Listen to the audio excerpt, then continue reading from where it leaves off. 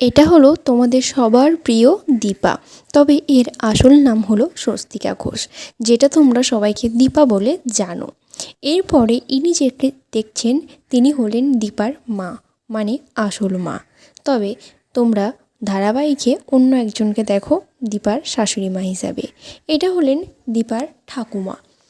দীপা এটাকে নিয়ে অনেক পোস্ট করেছে, তোমরা হয়তো আগেও দেখেছো। আর এরপর যাকে দেখাবো সে হলো দীপার নকুল ভাই, মানে ধারাবাহিকের ভাই জয়। জয়ের সঙ্গে অনেক সময়ই ছবি পোস্ট করতে দেখা যায় দীপাকে। এরপরে এটা হলো দীপার আসল ভাই। এ কিন্তু কোনো নকল বা ধারাবাহিকের ভাই নয়, এটা হলো দীপার আসল ভাই। এরপরে তোমরা আগেই দেখেছো দীপার আসল মাকে, এবার দেখো দীপার নকল মা, মানে লাবণ্য সেনগুপ্তকে, ধারাবাহিকে দীপার শাশুড়ি মা। এরপর এটা দীপার সেই ছোট্ট মেয়ে রূপা। রূপা আর সোনা দীপার জীবনের সব কিছু, যেটা তোমরা সিরিয়ালে আগেই দেখেছো। আর ইনি, এটা তো তোমাদের সব থেকে প্রিয় জুটি, যেটা সবার ভালো লাগে, সূর্য আর দীপার জুটি। দীপা ধারাবাহিকে একটা বোন আছে যার নাম উর্মি। উর্মিকে আগে সবাই পছন্দ করতে না, কিন্তু এখন তো সবাই পছন্দ করো। আর ওটা নকল বোন, কিন্তু আসল বোন এটা।